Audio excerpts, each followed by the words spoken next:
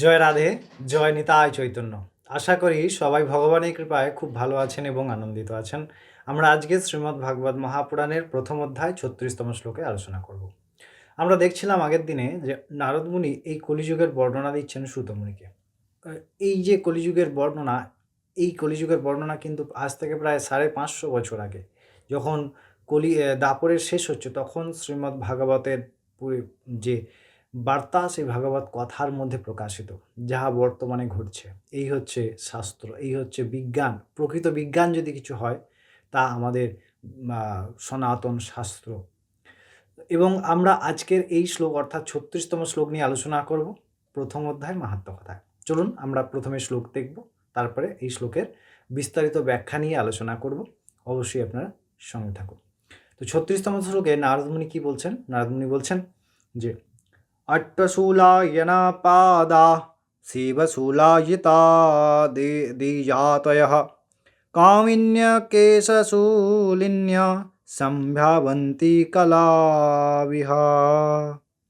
অর্থাৎ বলছেন যে এই কলিযুগের প্রভাবে মানুষ অন্ন বিক্রি করছে।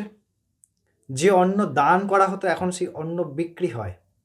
আগেকার মানুষরা বলতো যে জল তো ফ্রিতে হয়, কিন্তু এখন আমরা সেই জল কিনে খাই, জলও কিনতে হয়। এবং শুধু তাই নয়, বলছেন ব্রাহ্মণরা তাহাদের বিদ্যা কেবলমাত্র পেট নির্বাপনের জন্যে। সব এরকম কিন্তু নয়, কিছু কিছু থাকবেন, কিছু কিছু শুদ্ধ ব্রাহ্মণ তো আছেনই, নাহলে এই জগৎ সংসার চলছে কীভাবে? বেশিরভাগই কী করছে না, কেবলমাত্র ক্ষুধা নিবারণ, পেট চালানোর জন্যে তাহার বিদ্যা বিক্রয় করছে। এবং যদি ব্রাহ্মণ যে কাণ্ড করছে, অর্থাৎ কর্মকাণ্ড যে করছে, সেই কর্মকাণ্ডটি সম্পূর্ণভাবে শাস্ত্রসম্মতভাবে নয়, তাহা যজমানের দ্বারা। আমরা এখন গিয়ে দেখি না যে বলছে পুরোহিত মশাই আপনি তাড়াতাড়ি করে নিন, তাড়াতাড়ি হয় না, পদ্ধতি আছে, শাস্ত্রীয় বিধান আছে, তাহা মেনে করতে হয়। এবং আর কি বলছে, বলে স্ত্রীলোকরা দেহ ব্যবসা করে, অর্থাৎ দেহ বিক্রি করে তাদের জীবন চালাচ্ছে। স্ত্রীগণ তাদের চরিত্র নষ্ট করছে, পুরুষগণ অসৎ বৃত্তি, এক স্ত্রীর মধ্যে আবদ্ধ থাকছে না। এই প্রকারে কলি মহা ভয়ঙ্কর, এবং এটা বর্তমানে আমাদের কাছে স্বাভাবিক হয়ে গেছে।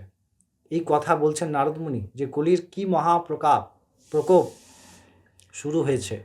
তাই আমরা যারা ভগবত পথের চলছি, আমরা সাবধান হই, আমরা শাস্ত্র পথে চলি, তবেই আমাদের জীবনটি সুন্দর হতে পারে। তাছাড়া কিন্তু আমাদের জীবন খুব একটি সুন্দর হওয়ার নয়, অত্যন্ত কঠিন, অত্যন্ত বিঘ্নযুক্ত হবে। আশা করি এই প্রসঙ্গটি আপনারা বুঝতে পেরেছেন। আমরা পরবর্তী দিন আবার পরবর্তী শ্লোক নিয়ে অবশ্যই আপনাদের সঙ্গে ফিরে আসবো। ততক্ষণ সবাই খুব ভালো থাকবেন। জয় রাধে, জয় নিতাই চৈতন্য।